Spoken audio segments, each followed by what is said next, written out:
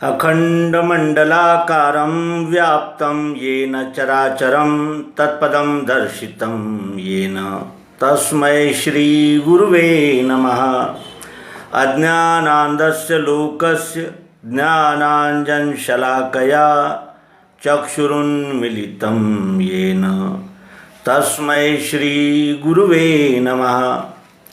हमने इसके पूर्व के अंक में केंद्रीय अध्यात्म विज्ञानशाला मानधाता ओंकारेश्वर जिला खंडवा मध्य प्रदेश के प्रथम संचालक स्वामी श्री स्वराजानंद जी चैतन्य इनकी एक रचना का रसास्वादन किया।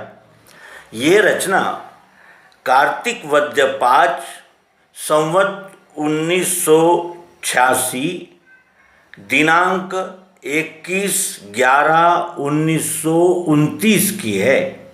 यह रचना उन्होंने 21/11/1929 इस दिन ये रचना उन्होंने लिखी। और ये 1929 का जो समय था वो अंग्रेजों का शासन इस देश पर मजबूत हो गया था, और इतना मजबूत हो गया था कि उन्होंने निश्चित किए हुए जो आक्रमण थे, जैसे सांस्कृतिक आक्रमण और शैक्षणिक आक्रमण और अर्थ आक्रमण, इस प्रकार के जो उनके आक्रमण के जो यानी गोल्स है, आक्रमण के जो यानी टारगेट्स है, वो प्राप्त करने के अंतिम पड़ाव पर आए थे। 1947 को हमारा देश अंग्रेजों से आज़ाद हुआ, और ये 1929 तक उन्होंने संपूर्ण भारतवर्ष पर एक छत्र राज्य कायम कर लिया था, जिसमें अनेक संस्थानों को उन्होंने बेदखल कर दिया और अपने कब्जे में ले लिए। जो समर्थ थे और शक्तिशाली थे उनको मांडलिक बनाया, उनको अपने अधीन कर लिया और उनसे रकम ऐंठना शुरू कर दिया। 1929 क्या 1947 तक ही हम गुलाम थे? हम तो गुलाम बहुत दिन से थे, 1000 वर्ष हम गुलाम रहे। उसके पूर्व जो आए, जो मंगोल से आए थे और तुर्कस्तान से आए थे या अनेक भागों में से आए थे, वो मुगल, शुक, हुन, शक, हुन, ग्रीक आदि अनेक प्रकार के लोग यहाँ आए और उन्होंने इस देश को गुलाम बनाने का प्रयास किया। लेकिन वो उतनी उन्नत बुद्धि लेकर नहीं आए थे। वे केवल विध्वंस पर ही विश्वास रखकर आए थे कि हम डराकर और हिंसा करके और एक प्रकार की दहशत बनाकर इन देशों को लूटेंगे और अपने आधिपत्य में लाएंगे, इनको गुलाम बनाएंगे। हम राजा है और ये हमारी प्रजा है, ये हम कहेंगे वैसे ही चलने चाहिए। हमारा जो पंथ है उसी पंथ का यहाँ बोलबाला हो और हमारा जय जयकार होता रहे और हम यहाँ राज करेंगे। उनकी पॉलिसी जो थी वो विध्वंसक थी, वो विध्वंस से डराना चाहते थे। लेकिन उसके बाद जब अंग्रेज आए, आखिरी सुल्तान जो इस देश पर राज कर रहा था वो बहुत बड़ा शायर था और एक जाना माना नाम था, और बहादुर शाह जफ़र ऐसा उनका नाम था। और उनकी कई रचनाएं प्रसिद्ध है कि 2 गज ज़मीं भी न मिली कुए यार में, 2 आरज़ू में कट गए 2, उम्रे दराज मांग कर लाए थे 4 दिन, 2 आरज़ू में कट गए 2 इंतज़ार में। कितना है बदनसीब ज़फ़र दफन के लिए, 2 गज ज़मीं भी न मिली कुए यार में। ऐसी महान रचनाएं उन्होंने बनाई। वो शायर थे और वो अंतिम सुल्तान थे जिनसे अंग्रेज़ों ने सत्ता हस्तगत की, सेंट्रल यानी दिल्ली की सत्ता। उसके पहले तो वो धीरे धीरे कब्जा करते हुए आ ही रहे थे, लेकिन दिल्ली में शासन की बागडोर अंग्रेज़ों के हाथ में आने के बाद उन्होंने इस देश में सभी प्रकार से इस देश को पंगु बनाने का और इस देश को अपने अधीन बनाने के लिए सर्वप्रथम उन्होंने भारतीय जनों के स्वाभिमान पर चोट की, और वो चोट इतनी तीखी थी कि ये कहना कि भारतवंशी जो है वो एकदम आदिम और कबीलाई यानी लोग है, इनके पास न कोई संस्कृति है, न सभ्यता है, न रीति यानी आदर्श है, ऐसा कुछ भी नहीं है। ये भावना लोगों में जागृत करने का काम मैकाले नाम के एक अंग्रेज ने किया, और वो सफल भी रहा।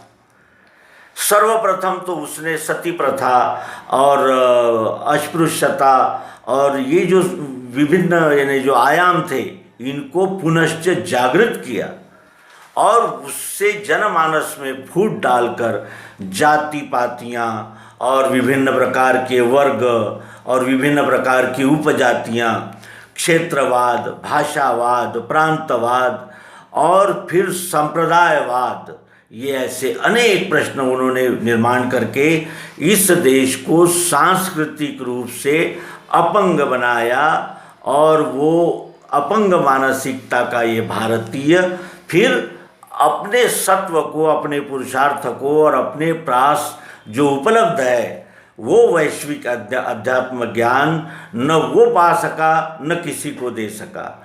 एक समय लोग हमारे भारत में अध्यात्म की शिक्षा लेने आते थे, फाहियान आदि अनेक प्रकार के लोग इस देश में आए, और उन्होंने यहाँ की संस्कृति, भाषा, रीति रिवाज, परंपरा और यहाँ का जो मूलधन था, संस्कृत में उपलब्ध वैश्विक साहित्य, वो प्राप्त करने का प्रयास किया।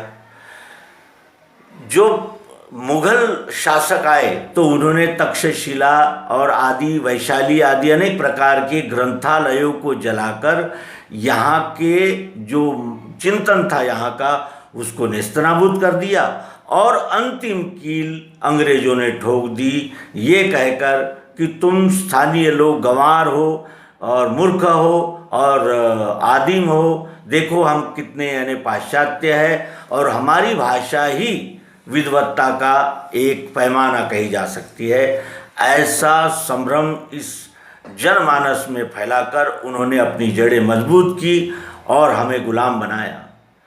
1947 में हम भारत आज़ाद हुआ, और भारत के आज़ाद होने से कुछ ही पहले रची गई ये रचना है, लगभग 18 साल पहले स्वामी स्वराजानंद जी ने दिनांक 21/11/1929 को लिखी हुई एक काव्य, एक रचना हमने प्रस्तुत किया। आइए उसका पुनश्च हम यहाँ उल्लेख करें, और उसके बाद ऐसी परिस्थिति में आने के लिए किन कारकों का समावेश हुआ है ये जानने का प्रयास करेंगे, जो कि एक संशोधनात्मक प्रबंध है। तो आइए इस रचना को सुने, उस समय की श्री स्वामी स्वराजानंद जी की प्रतिक्रिया। हर हर भारत बड़े अभाग, मायानंद नहीं चीन्हो। हर हर भारत बड़े अभाग, मायानंद नहीं चीन्हो। घोर अज्ञानतम कली साथ, खोई विषयन मोह सब रात। अब है उष काल प्रभात, अब है उष काल प्रभात। होत जात सतयुग की, हर हर भारत बड़े अभाग, मायानंद नहीं चीन्हो। जहाँ तहाँ बसे पक्ष अभिमान, जाति मत्सर दंभ मान। तहाँ तुम कैसे लखो भगवान, सुख की खान आई जो। हर हर भारत बड़े अभाग, मायानंद नहीं चीन्हो। परंपरागत दोष महान, जा दोष से ना पहचान। भई ना पूर्व रहे समान, देखो पुराण इतिहास। हर हर भारत बड़े अभाग, मायानंद नहीं चीन्हो। विविध आंदोलन तर्क प्रधान, वृथा होत प्रत्यक्ष प्रमाण। जब तक दिव्य दृष्टि निर्वाण, जब तक दिव्य दृष्टि निर्वाण, प्राप्त न जान सदगुरु की। हर हर भारत बड़े अभाग, मायानंद नहीं चीन्हो। अमृत घटी देख के शूर, अन्यान्य देश गए दूर। तू क्यों करता है मगरूर, हुआ है चूर पंथों में। हर हर भारत बड़े अभाग, मायानंद नहीं चीन्हो। स्वराजानंद कहे ललकार, स्वराजानंद कहे ललकार। उदय नवम बुद्ध अवतार, स्वराजानंद कहे ललकार। उदय नवम बुद्ध अवतार। उठ रे भारत कर श्रृंगार, उठ रे भारत कर श्रृंगार। विजय द्वार खुले अब, हर हर भारत बड़े अभाग, मायानंद नहीं चीन्हो। जब तू जो तू अब भी करेगो भूल, तो फिर मिल जावेगो धूल। जो तू अब भी करेगो भूल, तो फिर मिल जावेगो धूल।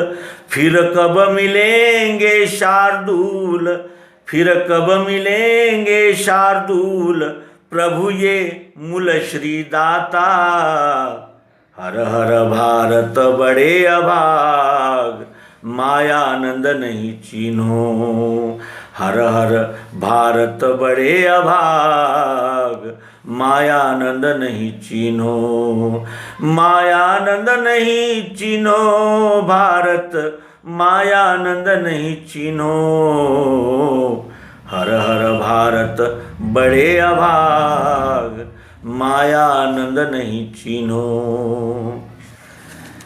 ये पुकार, ये ललकार दिनांक 21/11/1929 की है।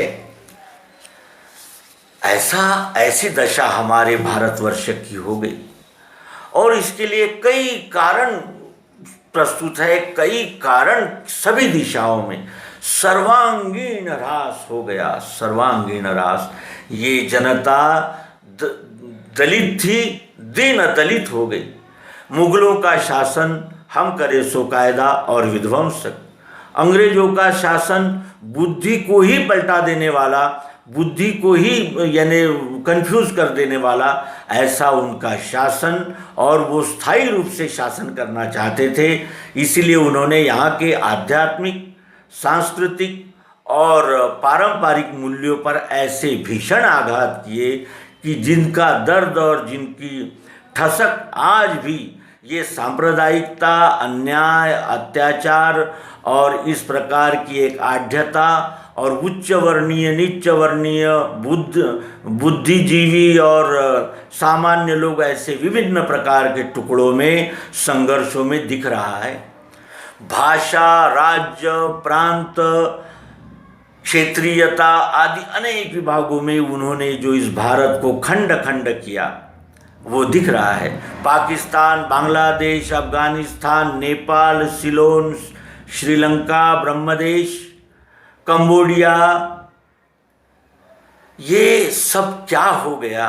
और ये उनकी बड़ी भीषण चाल थी, क्योंकि चाल के पीछे एक ऐसा खुरापाती और विध्वंसक ऐसा माइंडसेट लगा हुआ था, एक ऐसी दृष्टि उनके पास थी कि वो इस देश को आमीला चूल बदल देना चाहते थे और एकदम भौतिकवाद के यानी धरातल पर उपस्थित एक, यानी जिसे कहते हैं वसाहत, हम रहेंगे इंग्लैंड में लेकिन यहाँ हम राज्य करेंगे, ऐसी एक उनकी जो पॉलिसी थी, उसी पॉलिसी का ये नतीजा है कि आज भी उनके पद चिन्ह हमें बार बार ठोकरें देते हैं और हम बार बार तड़पते हैं। तो आइए उठ रे भारत कर श्रृंगार, इस मालिका का दूसरा अंक प्रस्तुत करते हैं। इसमें हमने वर्तमान भारत की दशा और उसके लिए प्रयुक्त होने वाले कारक और पद्धतियाँ, इसका जागतिक स्तर पर किए हुए विचार का एक प्रस्तुतिकरण करने जा रहे हैं। आप सबका आशीर्वाद चाहते हैं। नर्मदे हर, सद्गुरु भगवान की जय।